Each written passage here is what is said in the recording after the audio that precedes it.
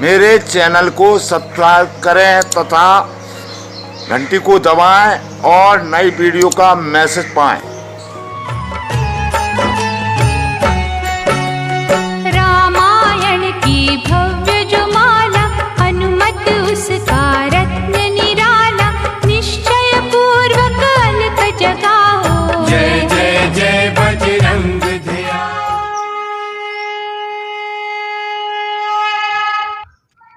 आइए, आपका बहुत बहुत स्वागत है हमारे चैनल पर। तो कल जो आपकी जिज्ञासा थी, यहाँ तक की कथा बाबा तुलसीदास जी के आधार पर हमने आपको सुनाई, जिसमें सती जी यज्ञ में अपनी प्राण की आहुति देकर चली गई और भगवान भोलेनाथ का तप में ध्यान लग गया, समाधि में ध्यान लग गया। उसी समय एक तारकासुर नाम के राक्षस ने सारे विश्व में हाहाकार मचवा दिया। तो सारे देवता मिलकर भगवान विष्णु के पास पहुंचे। उन्होंने कहा, आप भगवान शिव की आराधना करें, तब शंकर भगवान के कोई पुत्र होगा, तब इस तारकासुर का विनाश होगा। देखिए, कथा इतनी आनंददायी है कि जिसका कोई हिसाब नहीं। बताया है आगे, जरत सकल सोर वृंद, विषम गरल यही पान किया, ते ना भजे मति मंद, को कृपालु शंकर सरस।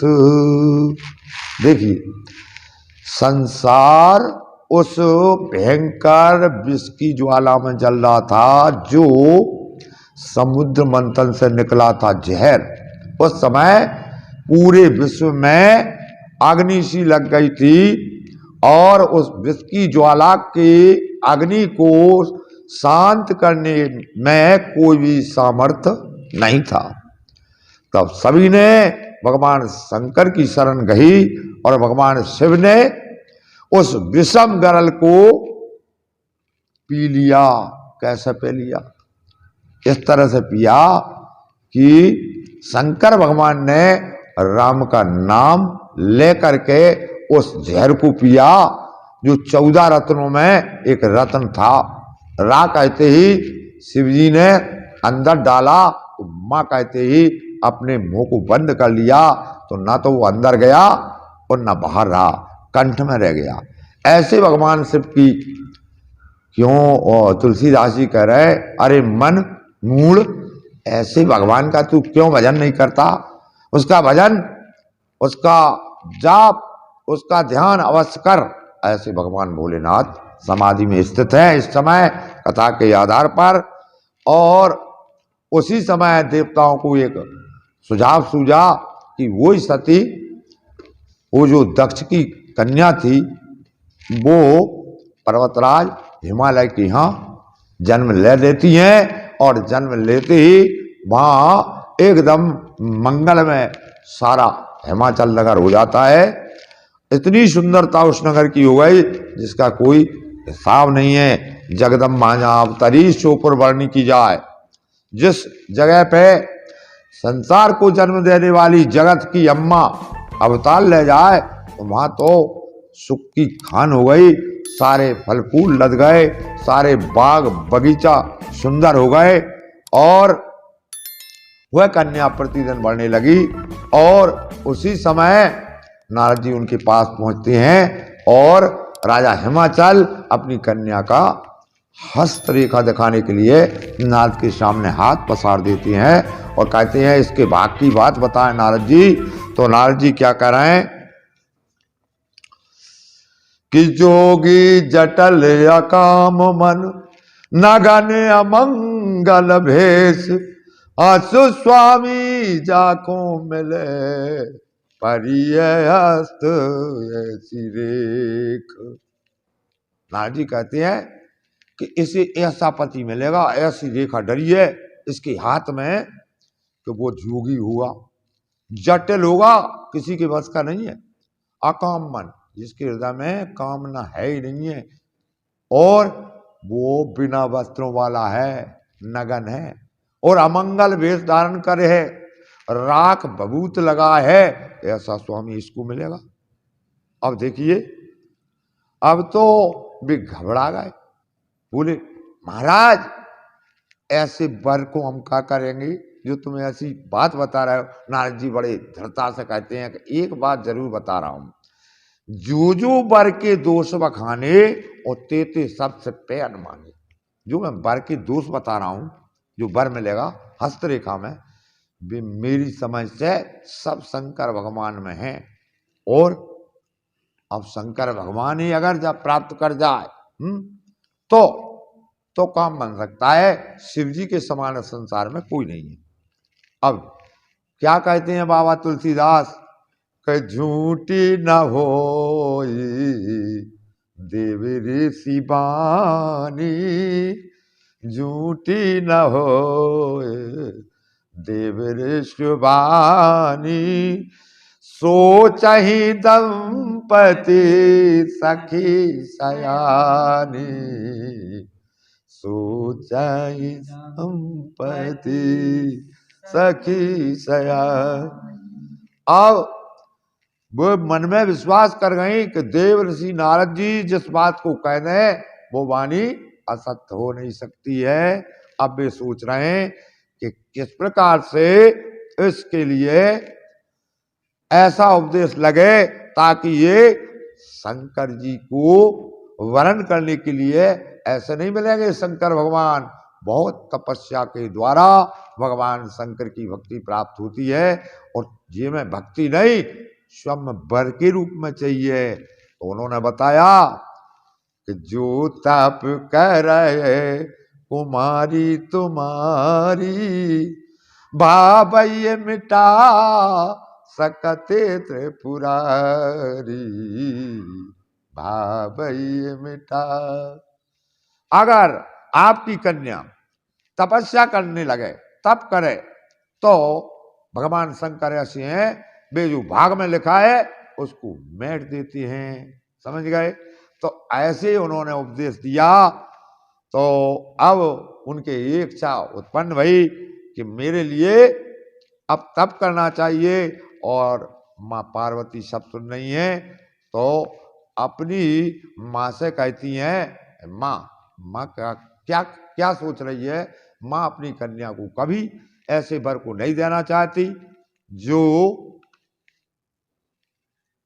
डड़ैल हो, झूठे हो, विषय वासना में लिप्त हो, जो दारू कुट्टा हो, हैं, जिनके घर द्वार ना हो।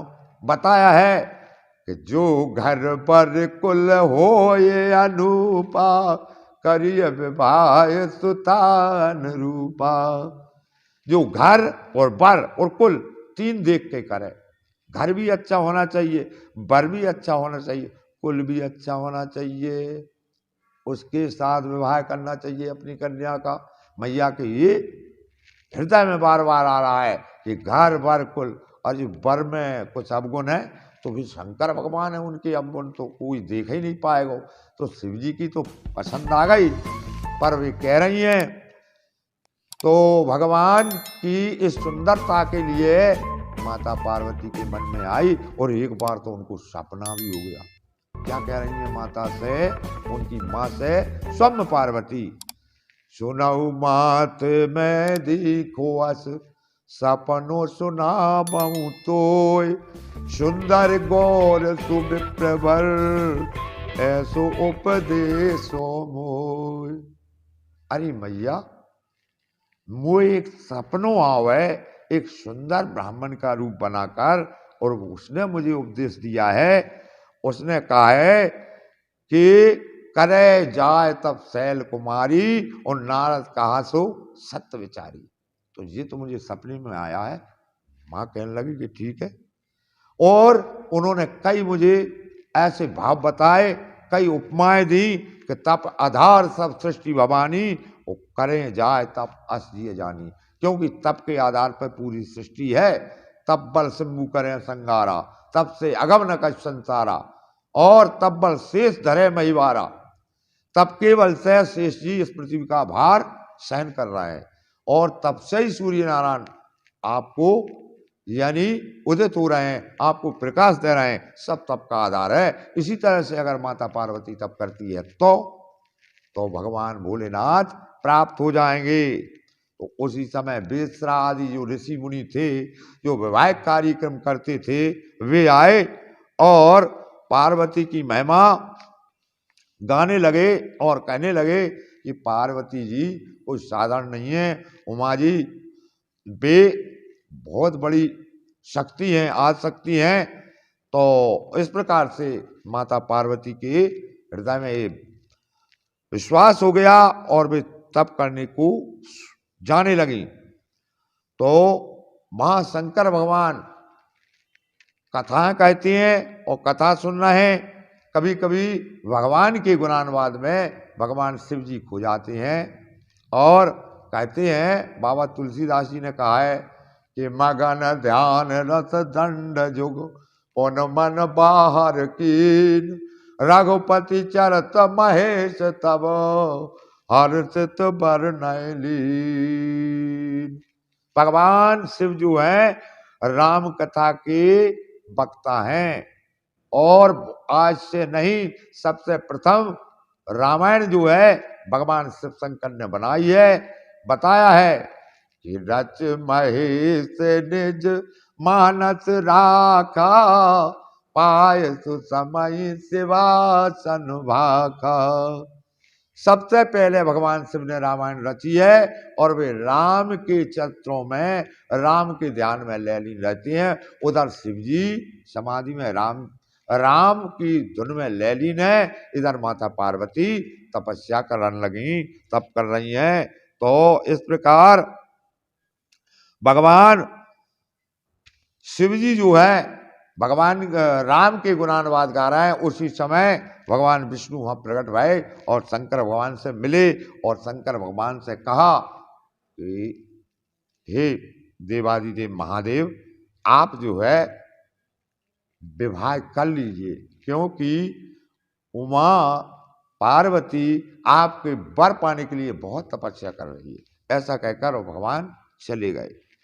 तो कहते हैं भगवान ने ये कहा था कि अब विनती मम सुनियो शिव, जो मुँह पर निज नेह, जाय विवाहियो शैल जही, जा मोए मांगे देव। क्योंकि शिव जी प्रतिज्ञा कर गए थे, उन्होंने कामदेव को भस्म कर दिया था, इसीलिए भगवान स्वयं और रामचंद्र विष्णु भगवान उनसे भिक्षा मांग रहे हैं विवाह की, कि हमें भिक्षा में आपका विवाह डाल दीजिए, हमें कुछ नहीं चाहिए।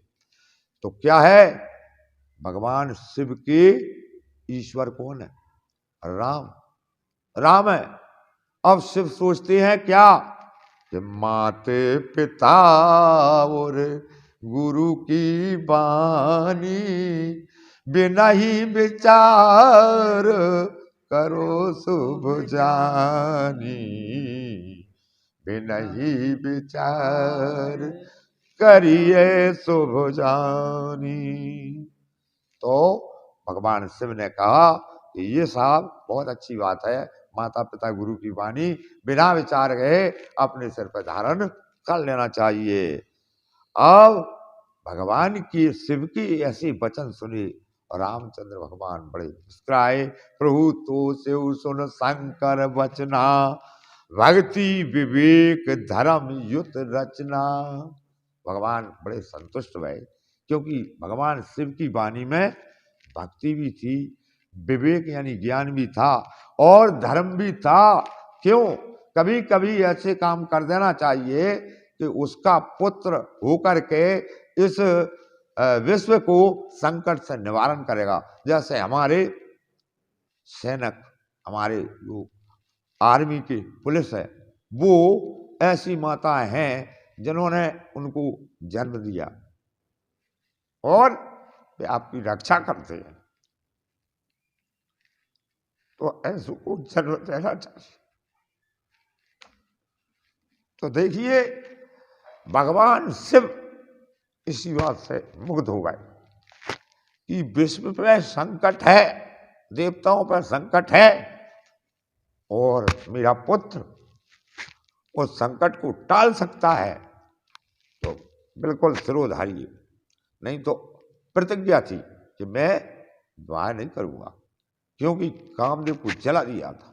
फिर भी भगवान शिव जो है यानी लौट आए, अपनी प्रतिज्ञा छोड़ गए। बताया है कि प्रबल प्रेम के पाले पड़कर प्रभु को नियम बदलते देखा और अपनी बात भले टल जाए पर भक्त की बात न टलते देखा, यानी भक्त के प्रेम को टाला नहीं है। तो भगवान शिव उसी समय अपने प्रण से हटके और अपनी विवाह को ओढ़ लेते हैं, और विवाह जब होता है उसका आनंद देखिए कितना बढ़िया आनंद है। भगवान शिव को सप्तऋषि भी समझाते हैं, माता पार्वती की परीक्षा लेते हैं। और एक बार तो पार्वती जी तपस्या कर रही थी, तो वहां जो है नारद जी पहुंच जाते हैं और कहते हैं कि वो सप्तऋषि कहते हैं कि हमने तुम्हें एक अच्छा वर विचार लिया है। कौन सा? कि जो विष्णु भगवान से सैया पर विराजमान रहते हैं, वहाँ सब प्रकार का सुख है, सब आनंद है, इनके घर तो कछु नहीं है। ये तो कैसे हैं? बोले कैसे हैं कि अब सुख सोबत सोच नहीं, भीख मांग भव खाए, और सहज एकाकिन के भवन कबहू की नारी खटाए। अरे जी ऐसे हैंगे, भिखारी हैंगे, भूख लगे आई सो मांग भी चले गए, कोई न आटो पानी दे दो बना टिक कर पा लाए, सो गए तान चंद्रा, ना पैर भी, ना ओढ़ भी, ना घर, ना मकान, ना दुकान, कुछ भी नहीं है इनके पास। और हमने तो विष्णु भगवान बढ़िया विचार हुआ। ऐसी परीक्षा ले माता पार्वती के पहुंचे थे ऋषि, तो उन्होंने कहा सुनो महाराज कि महादेव अब गुण भवन, विष्णु सकल गुण धाम, और जे कर मन रम जाय सन, ते ते ईशन काम। मैं मानती हूं आपकी बात, माता पार्वती कह रही। महादेव अवगुण के भवन सही, भवन माने बहुत बड़ी खदान सही, बहुत अवगुण है, और विष्णु में सारे गुण भरे हैं जो होना चाहिए। मगर बात एक और है कि जी को मन जी से मिल जाए, भाई से मतलब होता है महाराज तुम्हारे पांव पर है, हाथ जोड़े, अब तुम चले जाओ जहां से। इस तरह से उनको विदा कर दिया। तो देखिए, और फिर कही कि जो तुमरे हट हृदय विषय की, और रही न जाए बिन किए बरेसी। अगर तुम्हें ऐसी आदत है इसकी व्यथा करवे की, तो बहुत दुनिया में बर और कन्या हैंगी, और कम की को टूरी जाकर रिश्तो, तो ये रिश्ते टूरी वाले पहल से ही हैंगे भैया, इन्हें भी सोचत विचारत रही। बीच में ठूसा दे हैं तुम्हारी मोड़ा को ब्याह होने ही ना तक। हाँ, ठूसा वाले, तो ठूसा वाले से बचो, और पुत्र विवाह करो तो भगवान की कथा कहिए उनसे, और पत्नी ऐसी हो जो भगवान की कथा सुनती हो, पुत्र ऐसा हो जो विश्व की रक्षा करता हो, सबके लिए जीता हो, खुद के लिए नहीं। तो ऐसे बालक पैदा होना चाहिए। यह है भोलेनाथ की घर गृहस्थी, समझ गए। तो इस तरह से उनको बहकाए पर नहीं मानी माँ, और उनने हट कर दी कि जन्म कोट लग रगड़ हमारी, बरमु शंभुनत रहो कुंवारी। एक जन्म नहीं, करोड़ जन्म की प्रतिज्ञा कर चुकी हूं कि तो शिव जी से विवाह करूंगी अथवा कुंवारी मर जाऊंगी, जाइए आप। तो ऐसी माता पार्वती कह रही हैं। और उस समय बहुत से विघ्न आते हैं। विवाह के पहले भगवान राम के विवाह में भी परशुराम जी आ गए थे विवाह भंग करने के लिए, और इधर इनके में भी ऋषि मुनि ने बहुत ताने बाने मिलाए, पर विवाह तो होना है तो होगा ही, जिसके साथ होना है होगा। लेकिन इनकी तो पोल खुल ही जाते, बिचवानी हो होना है वो तो होगा, लेकिन बीच में बोले वाले की पोल तो खुल ही जाता है। तो वे सब ठंडे हो जाते हैं, विवाह होता है। अब कैसे विवाह हो रहा? अब भगवान शंकर भी परीक्षा लेके बिल्कुल मुग्ध हो गए, और इधर भगवान की शादी का समय आ गया और राजा हिमाचल के यहाँ बारात जाने लगी और सब अपने अपने रिश्तेदारों को बुलाने लगे। तो इनके रिश्तेदार कौन थे, अब समझो इनके रिश्तेदार। तो देखिए हिमाचल राजा ने कौन ही बुलाए, गिर सागर वन नदी तलावा और हिम गिर सब को नेत पठावा। जिससे जितने संसार में वन है, डांग है, और जितने सागर समुद्र हैं और जितनी नदियां हैं और जितने बड़े बड़े तालाब हैं, सबको हिमगिर हिमाचल राजा ने निमंत्रण भेज दिया। तो पहले क्या था, उस समय में सब जी अपना अपना मानव शरीर बना लेते थे। तो जितने भी गंगा भी आई, जमुना भी, सरजू भी, मैंतनिया भी, कावेरी, तुंगभद्रा, सभी नदियां काम रूप सुंदर तनधारी, ऐसो सुंदर रूप बना बना के आई मानो तो कामदेव की पत्नी रति है। रति इतनी सुंदर बन बन के राजा हिमाचल भी पहाड़ नहीं रहे, वे भी मनुष्य का शरीर बना लिया। क्यों, इसलिए कहते हैं मनुष्य की योनि बहुत अच्छी है। जब बड़े बड़े गंगा भी मानव बन वो चाहती है, जमुना भी मनुष्य बन के आती है और हिमाचल पर्वत भी मनुष्य बनने को तैयार है। क्योंकि मनुष्य बनोगे तभी तो आनंद लोगे, तभी तो बोलोगे, जब तो मिलोगे, जब तो पैर छुओगे, जब तो आशीर्वाद लोगे, जब तो झलकोगे, जब तो भक्ति प्राप्त करोगे, जब तो ज्ञान होगो, तभी तो वैराग होगो तुम्हें। कि जब संसार में कोई किसी का नहीं है, ये वैराग है। किसी से राग नहीं करना चाहिए। अरे जान मेरी छुड़ा ले बान मेरी, इनसे कोई से छूट सका, जिन्हें काया दई है बाने माया दई है, बाय कोई छुड़ा पाया, तुम वैसे ही लल्लाल मड़े हो रहे हो। मेरी दाव लई जाने खा लो बाने खा लो, मैं ना हूं तो कछु ना हो, अरे तू ना हो तो कछु, सब कछु हो, सब कुछ होगा। तो इस तरह से इनकी रिश्तेदार आए और भगवान शिव ने भी बुलाए। तो भगवान शिव के रिश्तेदार तो आप समझ दो, ब्रह्मा जी, विष्णु, नारद, ऋषि मुनि, सप्तऋषि, चंद्रमा, सूर्य, ये इनके रिश्तेदार है। जितने भी देवता है वे भी आ गए और सब सजन लगे। सब ने अपने अपने, देखो बारात तो बारात ही होता है, सब अपने अपने बढ़िया बढ़िया कपड़ा लाए थे प्रेस करवा के। तो कई के अच्छे चंद्र मुकुट, कोई के सूर्य मुकुट और कोई के तारा मुकुट, तो ये चिन्ह होते हैं। तो ऐसे अपने अपने चिन्ह लगे थे सबके। वो मनुष्य बने थे, सूर्य नारायण भी मनुष्य बने थे, चंद्रमा भी मनुष्य बने थे। अब बारात आई और बारात आई तो लगे समानन सकल सुर वाहन विविध विमान, हो सगुन मंगल सुबह करें अप्सरा का। बड़े अच्छी सगुन भाई बारात निकली। तो और बीच बीच में भगवान शंकर से कही कि अब तुम भी तो सजो धजो, हम तो सब सज धज के आए, आप भी तो सजो। तो भगवान शंकर बोले कि ठहरो ठहरो, मैं भी सज रहा हूं। कैसे सबे, शंकर भगवान ने क्या किया, शिवाय शंभुगन करहि सिंगारा, जटा मुकट अहि मोर समारा। शंकर भगवान के गण उनका श्रृंगार करने लगे, वे उनके शिष्य, वे उनके दास, वे उनके नौकर। तो का श्रृंगार भाव, जटा उनको तो मुकुट बना लो, जो जटा बिखरी थी उनको मुकुट बना लो ऐसो। और अहि माने होता सांप, बा को मोर बना दो सांपन को ऐसो, दूलाप है। कुंडल कंकन पैरे हैं ब्याला, तन विभूति पट के हरि चाला। भगवान शंकर की गण कैसी आती, श्रृंगार कर रहे थे। सांपों के कुंडल यहां बिड़ गए और यहां ईट गए, लटक रहा है। सर्प कुंडल और कंकर पहरे हैं और विभूति रम रही है और मृगछाला लपट रही है और भभूत शरीर पे चढ़ गई। और कौन श्रृंगार बखान करे, बहुत बड़ो समय हो जाएगा। यानी जो भी संसार में विष है वो सब समेट लिया, बिच्छू, ततैया, सांप, घोड़ी सब चिपट गए भगवान शिव से। और हाथ में त्रिशूल है, डमरू है और अपने वाहन नंदी पे बैठ गए भोलेनाथ।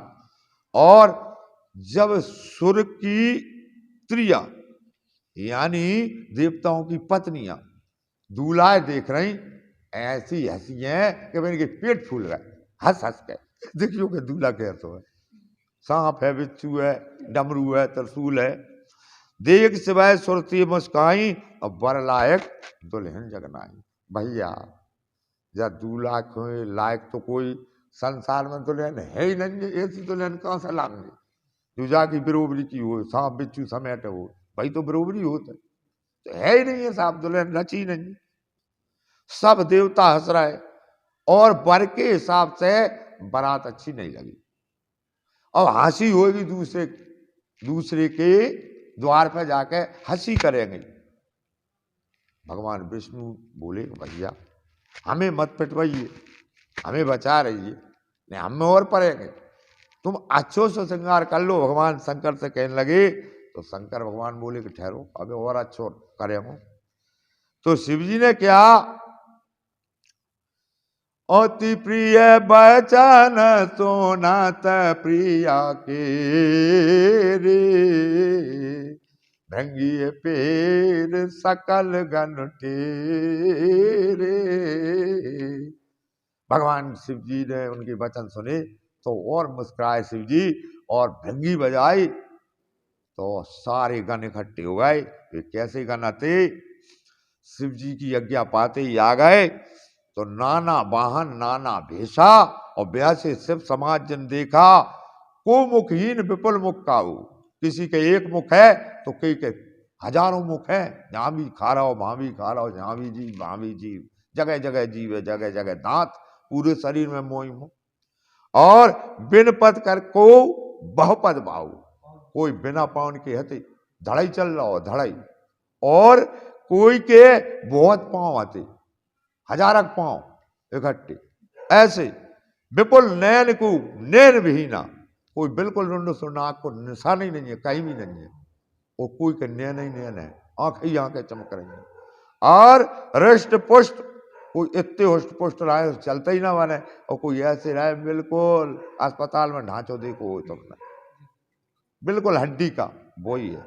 अच्छा, तन छीन कुवत पीन पावन, कोई अपावन गति धरे, कोई बिल्कुल छीन है, कोई दुबला है, कोई पतला है, कोई मोटा है, कोई दो दो चिपटी है, इतने भी रिंगते बिते भी रिंगते, ऐसे दो ही तरफ से आदमी, इधर से मुख उधर से ही मुख, कछु दूर होते है वो ले जाए तो कछु दूर वो तय ले जाए, ऐसे जोड़ा। खर सुअर सकाल मुगन भेष अनगत नहीं बने, किसी के मुंह खर के गधा के मुंह, कोई के सुअर के मुंह, और कोई श्रृंगाल कोई लड़ैया को मुंह, श्रृंगाल लड़ैया। अगणित वेश को के ने शिव जी की बारात है।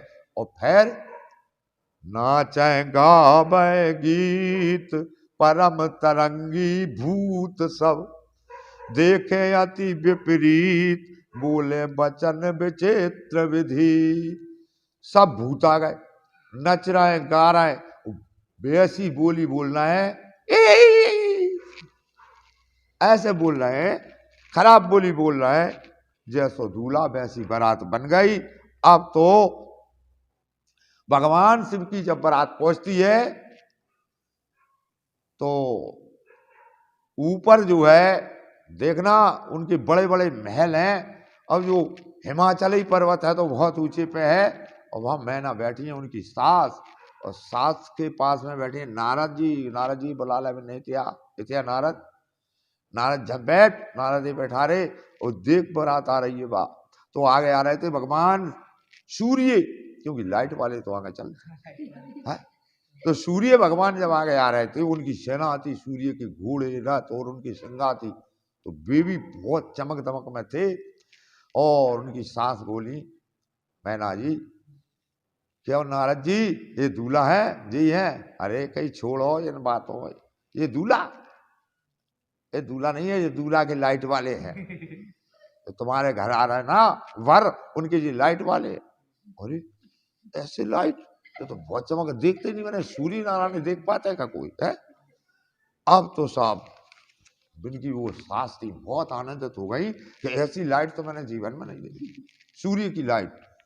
और फिर चंद्रमा तो देखी बाहर, जे चाहे हो कि हमरे दामाद, ये हमारे दूल्हा बर। तो भगवान ने जो चंद्रमा ने जो लाइट बिखेरी थी पूर्ण कला से खिल रहा था।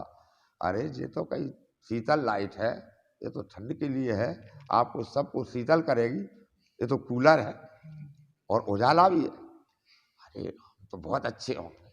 और पीछे से और आए।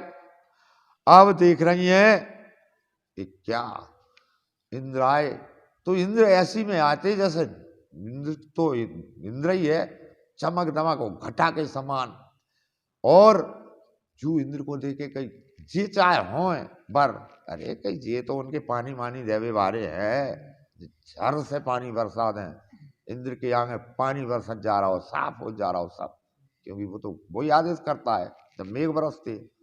तो इस तरह से देवों को आते देखते कि विष्णु भगवान ने देखे, आहा ये बिल्कुल जे ही होंगे। अरे कहीं जे नहीं है, जे तो उनके श्रृंगार मंगार करवे वाले हैं, मानते हैं इनकी सखा है, उन्हें श्रृंगार बनाया है इन्हें, इतनी सुंदर। भगवान विष्णु को देख के तो प्रफुल्लित हो गई। अरे कहीं जे भी नहीं है।